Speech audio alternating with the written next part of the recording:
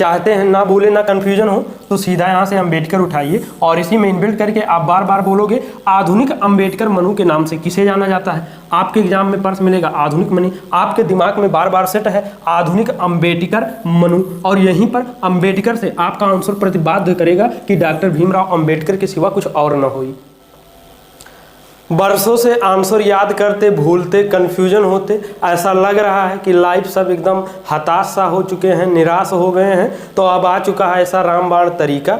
अगर एक बार उस तरीके से आंसर याद कर लिए हैं तो पूरी लाइफ ना भूली हैं ना कंफ्यूज हुई हैं। नमस्कार, स्वागत है सिलेक्शन महाकुंभ में। आज हम सभी लोग अपने ये जो प्रीवियस ईयर क्वेश्चन में जीके जीएस के आते हैं वो क्लास में क्या है 10 नंबर पर सीधा आंसर याद करेंगे।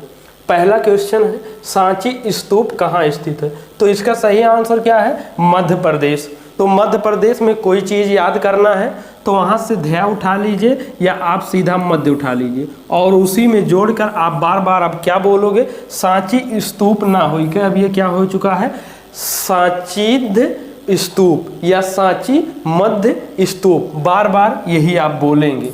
तो यहाँ से आपका ध्यान से या मध्य से आपका आंसर प्रतिपाद्य होगा कि मध्य प्रदेश ही होगा, इसके सिवा कुछ और ना हो। अब ये क्या है बेतवा नदी के किनारे है और कहाँ पर विदिशा में, जो कहाँ मध्य प्रदेश में। और उसके बाद निर्माण किसने करवाया था, मौर्य शासक जो अशोक महान थे उन्होंने निर्माण कराया था। ये किस धर्म से संबंधित है, बौद्ध धर्म से संबंधित है। और 1989 में इसको यूनेस्को की विश्व धरोहर स्थल में शामिल किया गया है। आप इसको याद रखने के लिए बार बार क्या बोलोगे सांची मध्य बौद्ध स्तूप। वर्ली फोक पेंटिंग भारत के किस राज्य में स्थित है, तो सही आंसर क्या है महाराष्ट्र। ये वारली पेंटिंग भी बोला जाता है या वली पेंटिंग बोला जाता है। अब चाहे इसको वारली महाफोक पेंटिंग कर लीजिए या महावारली फोक पेंटिंग कर लीजिए या वार महाली फोक पेंटिंग, जो मन करिए, या वली महा भी इसको एक साथ में लेकर चलेंगे और बार बार आप यही बोलोगे और महा से हर एक जगह आपका आंसर प्रतिपाद्य होगा कि महाराष्ट्र के सिवा कुछ और ना हो। अब ऐसे ही कहीं भी किसी राज्य का जो पेंटिंग है उस राज्य का नाम इनबिल्ट करके क्लू देकर बार बार वही बोलेंगे। जैसे मधुबनी पेंटिंग कहाँ का है, बिहार का है, तो हम लोग क्या याद किए थे मधु का हार बना था, उनकी शादी थी, ऋषियाए गए रहेंगे तो फिर हार बनवाए के बढ़िया से मनाई गए रहा, खुशी हुआ। और तो इसको क्या बोलोगे मधु हार पेंटिंग, और हार से आपका ये आंसर कहाँ हो गया रहा कि बिहार का ये पेंटिंग है। अब क्या है फुलकारी, क्या पेंटिंग कहाँ का है, जॉब से आपका यहाँ आंसर बाध्य है और बार बार क्या बोलोगे फुल जाबकारी पेंटिंग, और जाब से आपका आंसर क्या हो चुका है पंजाब। और थोड़ा क्षमा प्रार्थी हैं, आवाज़ थोड़ा स्लो निकल रहा है, आप लोग एडजस्ट करिए। बस ये आप समझिए आपका क्लास जा रहा है, ये बहुत बड़ी बात। निम्नलिखित में से कौन एसिटिक एसिड का एक प्राकृतिक स्रोत है, ये बार बार आपके एग्जाम बनते हैं, नारंगी नींबू सिरका इमली सब कुछ, तो एक बार ऐसा याद कर ले सॉरी कि बार बार आपको ना याद। अब जैसे एसिटिक एसिड किसका है सिरका में, अब इससे रिलेटेड एसिटिक एसिड से सिरका इक्के मिलता है, तो आप चाहें तो अगर कन्फ्यूजन होते तब, और ना कन्फ्यूजन है ये अलग अलग याद है तब कोई दिक्कत नहीं। जिनका कन्फ्यूजन है वो क्या बोल सकते हैं एसिटिक सिरका एसिड, बस बार बार यही बोलना। जैसे एसिटिक बोलत हैं तो एसिड आवत है ना, तो ऐसे बार बार क्या बोलिए जो लोग कन्फ्यूज होते हैं एसिटिक सिरका एसिड, ठीक। अब ये साइट्रिक अम्ल किस में होता है नींबू कुल की, जैसे संतरा हो गया नींबू, इस टाइप के जो खट्टेदार फल हैं तो उसमें मिलते हैं। और ये क्या है टार्ट्रिक अम्ल के का जेका देखत में जीभ में टर टर और राल टपके लागे, जैसे इमली हुआ अंगूर हुआ, तो इसमें कहा जाता है टार्ट्रिक अम्ल। अब ये सबसे कंफ्यूजन हुए वाला ना हुए वाला, तो आप जैसे इमली में टार्ट्रिक, तो अलग से ना याद करें कि इमली में क्या कौन सा अम्ल पाया जाता है टार्ट्रिक, इमली टार्ट्रिक एसिड, क्या टार्ट्रिक इमली एसिड या इमली टार्ट्रिक एसिड साथ में जोड़े रहें तो आपका कंफ्यूजन ना हुई। और सरदार सरोवर बांध स्थित है, तो वैसे तो सही आंसर क्या है ये बांध जो है गुजरात में है, लेकिन इस बांध से गुजरात मध्य प्रदेश महाराष्ट्र और राजस्थान इन 4 राज्यों में पानी और बिजली का सप्लाई किया जाता है। लेकिन ये बांध कहाँ है गुजरात में है, तो आप चाहे गुज उठा लीजिए रात उठा लीजिए और बार बार क्या बोलोगे सरदार रात सरोवर रात बांध। या सरदार गुज सरोवर रात बांध, और बार बार यही बोलेंगे तो आंसर यहाँ पर बांध है क्या, गुजरात।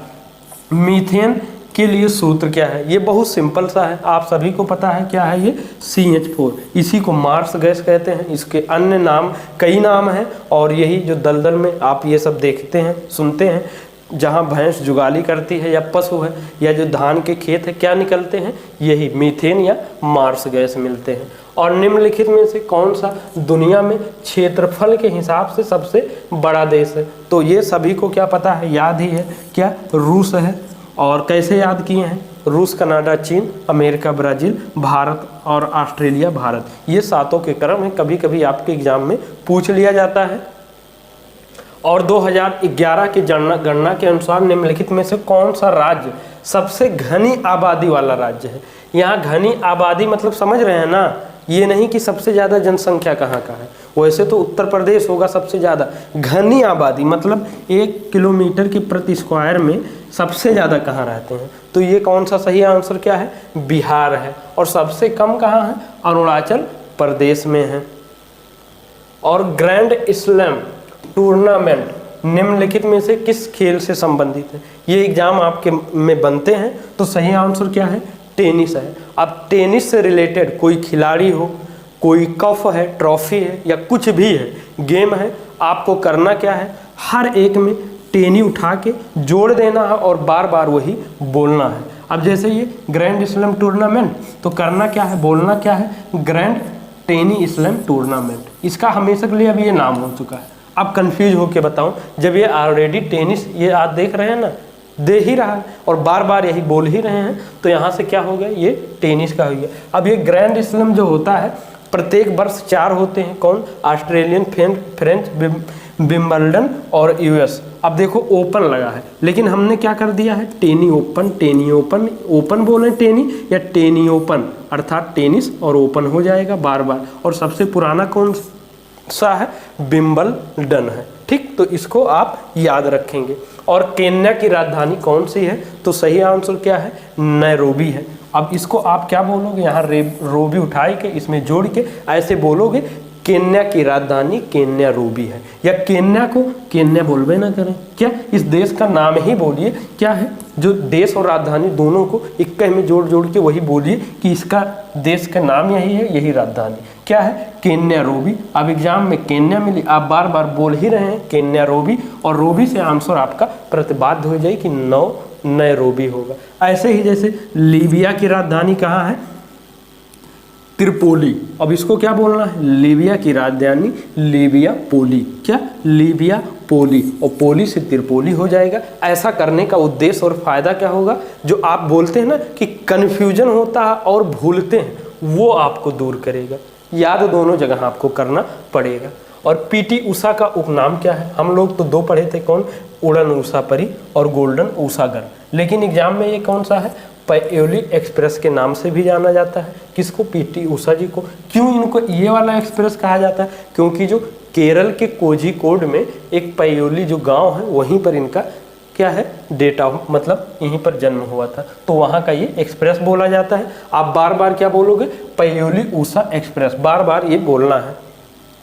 और निम्नलिखित में से किस महाद्वीप में ग्रेट विक्टोरिया रेगिस्तान पाया जाता है, तो सही आंसर क्या है, ऑस्ट्रेलिया। अब क्या करना है, यहाँ से ऑस्ट्रेलिया उठा के बार बार इसी में जोड़ के आप बार बार क्या बोलोगे, ग्रेट विक्टोरिया ऑस्ट्रेलिया रेगिस्तान। करना क्या है, बोलना क्या है, ग्रेट विक्टोरिया ऑस्ट्रेलिया रेगिस्तान। जैसे गिब्सन कहाँ का है, ऑस्ट्रेलिया का है, क्या बोलोगे, गिब्सन ऑस्ट्रेलिया मरुस्थल, ग्रेट सैंडिस्ट्रेलिया मरुस्थल। ये नया नाम होगी, बार बार ये जब बोलेंगे तो कन्फ्यूजन नहीं होगा। आशा करते हैं आप ये सब समझ रहे होगे। अब बार बार हम नहीं वही बता रहे हैं कि आपके एग्जाम में मिलेगा, ये आपके दिमाग में अब ये बार बार ये सेट हो चुका है, ये सब आप लोग अब स्मार्ट हो चुका है, और ये क्लास आपके 5G के नाम से है, तो इतना तो एक्सपर्ट है, और ये अब जल्दी ही 6G में कन्वर्ट होने वाला है। अब जैसे आधुनिक मनु के नाम से जाना जाता है, अब इसका सही आंसर क्या है, डॉक्टर भीमराव अंबेडकर जी, ठीक। तो अब क्या बोलोगे, जैसे अंबेडकर जी के लिए अंबेडकर उठाई के इसी में इनबिल्ड करके आधुनिक अंबेडकर मनु के नाम से किसे जाना जाता है, क्या प्रश्न को मोड़कर आप बोलोगे, आधुनिक अंबेडकर मनु के नाम से किसे जाना जाता है। अब जब बार बार यही बोले रहोगे तो यहाँ से आपका अंबेडकर से आंसर प्रतिपाद्य होगा बी आर अम्बेडकर, या फिर आप चाहें तो भीम, डॉक्टर भीमराव अंबेडकर भी यहाँ जुड़ा रहता है, तो भीम भी उठा के आधुनिक भीम मनु के नाम से किसे जाना जाता है। तो चाहे ये जोड़िए आपको जो बेटर पड़े, बट जोड़ना पड़ेगा, क्यों, कन्फ्यूजन ना हो। इन्हें भारतीय संविधान के पिता के रूप में जाना जाता है और 1990 में इन्हें भारत रत्न, जो देश का सर्वोच्च सम्मान है, सम्मानित किया गया है। अब जैसे जिनको भी भारत रत्न मिला है तो उनको क्या, उनके नाम में रत्न, जैसे डॉक्टर भीमराव, तो आप क्या बोल सकते हो, डॉक्टर भीम रत्नाव अंबेडकर, जो करके करोगे तो यहाँ पर रत्न जब जुड़ा रहेगा तो ये कन्फ्यूजन नहीं होगा कि इनको मिला था कि नहीं। जैसे हमने इस बार जिनको मिला था सबका हमने शानदार तरीके से याद करवाया था। अब तृतीय गोल मेज सम्मेलन कब आयोजित किया गया था, तो सही आंसर क्या है, 1932 में। नियर अबाउट पहला वाला 1930 के आसपास जाना जाता है, दूसरा 31 हो जाता है और तीसरा क्या हो जाता है, 32। सभी में कौन भाग लिए थे, डॉक्टर भीमराव अंबेडकर जी। सिर्फ आप लोग कमेंट में बताएं कि जो गांधी जी हैं सिर्फ एक में ही भाग लिए थे, वो कौन सा वाला था। निम्नलिखित में से कौन हिमाचल प्रदेश का लोकप्रिय लोक नृत्य है, तो सही आंसर क्या है, छारबा। अब देखिए हिमाचल प्रदेश का याद करना है तो यहाँ पर हम लोग हिम उठाएंगे। अब जो हिमाचल प्रदेश के लिए है उसमें हिम का उच्चारण निकलना चाहिए। जैसे छारबा तो आप क्या बोलोगे, छार हिम्बा लोक नृत्य, बार बार क्या बोलना, छार हिम्बा लोक नृत्य। सांगला, ये सब हिमाचल प्रदेश का, जैसे सांगला, छपेली और जद्दा, तो आप क्या बोलोगे, सांगला, सांग हिमला, छपे हिमली और जद्दा हिम, क्या है, लोक नृत्य। बार बार यही बोले रहोगे और हर एक जगह हिम से आंसर प्रतिपाद्य होगा, हिमाचल प्रदेश ही होगा, नहीं तो इतने सब ये लोक नृत्य है या पता नहीं कितने क्या क्या है, सब जगह कन्फ्यूजन होगा। और इस प्रकार से अगर याद कर लिए हैं तो ताउम्र आप सो रहे हो 2 बजे रात को भी कोई जगा लेगा और पूछ लेगा और ये याद किए हैं तो आप भूल नहीं सकते हैं। और क्या है ये NPCI का विस्तार क्या है, तो NPCI का विस्तार मतलब राष्ट्रीय भुगतान निगम उद्योग, इसका जो इंग्लिश में क्या बोला जाता है, national payments corporation of India.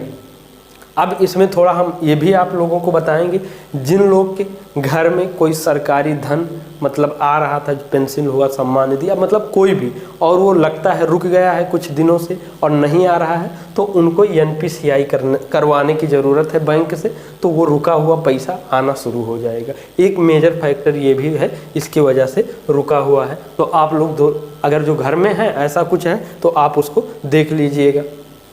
अब जितने भी महत्वपूर्ण थे हमने पूरा मेन रूप से याद करवाने पर फोकस कराया है, और थोड़ा क्षमा प्रार्थी हैं, आवाज़ कम निकल रहा है, थोड़ा एडजस्ट करिएगा आप लोग। और इतनी मेहनत कर रहे हैं आप लोग के लिए कर रहे हैं तो थोड़ा आप ये सब लाइक कमेंट शेयर कराइए और लोगों को जोड़िए कि और क्लासेज आए। और जो लोग पहली बार चैनल पर आए हैं सब्सक्राइब कर लीजिए, बेल आइकन हिट कर लीजिए, नहीं बाद में ये पछतावा ना हो कि काश हम पहले ऐसा तरीका फॉलो कर लिए होते। और टेलीग्राम चैनल से जो लोग नहीं जुड़े हैं वो जुड़ जाइए, PDF क्विज लिंक यहीं पर मिलेगा। और इन्हीं शब्दों के साथ में सिलेक्शन महाकुंभ परिवार से जुड़ने के लिए बहुत बहुत धन्यवाद। जय हिंद, जय भारत।